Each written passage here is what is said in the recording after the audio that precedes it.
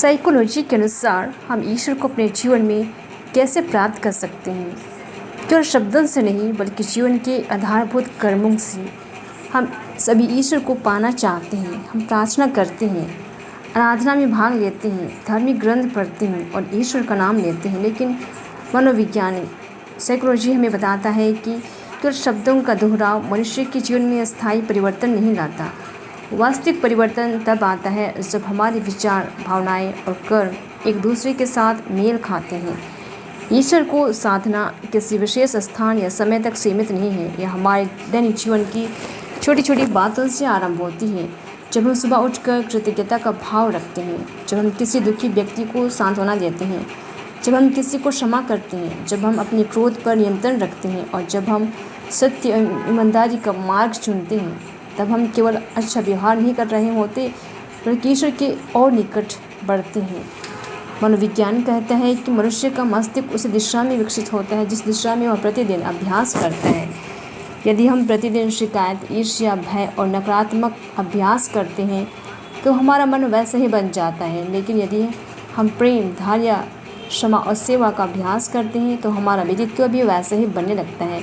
यह गुण ईश्वर के गुण है, इसलिए ईश्वर को पाने का सबसे सरल मार्ग है अपने चरित्र को ईश्वरी गुणों से भर देना।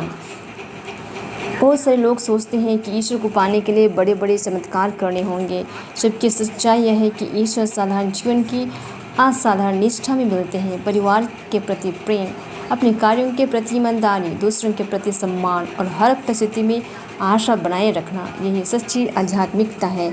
जब हमारा मन अशांत होता है तब हम ईश्वर की आवाज़ भी स्पष्ट रूप से नहीं सुन पाते। इसलिए मन को शांत करना आवश्यक है। कुछ समय मौन में बिताना, आत्मचिंतन करना और अपने जीवन की समीक्षा करना हमें भीतर से मजबूत बनाता है। शांत मन में ही ईश्वर की प्रेरणा सबसे स्पष्ट सुनाई देती है। ईश्वर को साधना केवल प्रार्थना करने का विषय नहीं है बल्कि अपने जीवन को प्रार्थना बना देने का विषय है। यदि हमारे शब्द प्रेम की बातें करें लेकिन व्यवहार कठोर हो तो हमारा विश्वास अधूरा रह जाता है। लेकिन जब हमारे कर्म हमारे विश्वास की गवाही देने लगते हैं तब हमारा पूरा जीवन ईश्वर की आराधना बन जाता है। प्रतिदिन स्वयं से पूछिए, क्या आज मैंने किसी के जीवन में आशा जगाई? क्या आज मैंने किसी को क्षमा किया? क्या आज मेरा कोई कार्य ईश्वर के प्रेम को प्रकट करता है? यदि इन प्रश्नों के उत्तर धीरे धीरे हाँ बनने लगे तो समझिए कि हम केवल ईश्वर के बारे में नहीं जानते हैं बल्कि ईश्वर के साथ चलते हैं और उनके साथ जीते हैं। याद रखिए, ईश्वर दूर नहीं है। हमारे प्रेम, करुणा, हमारी सच्चाई और हमारी सेवा में प्रकट होते हैं। जब हम अपने छोटे छोटे दैनिक कार्यों को प्रेम और निष्ठा से करते हैं तब हमारा साधारण जीवन भी ईश्वर की उपस्थिति का साक्षी बन जाता है। ईश्वर को प्राप्त करना किसी एक दिन की उपलब्धि नहीं है बल्कि जीवन भर की यात्रा है।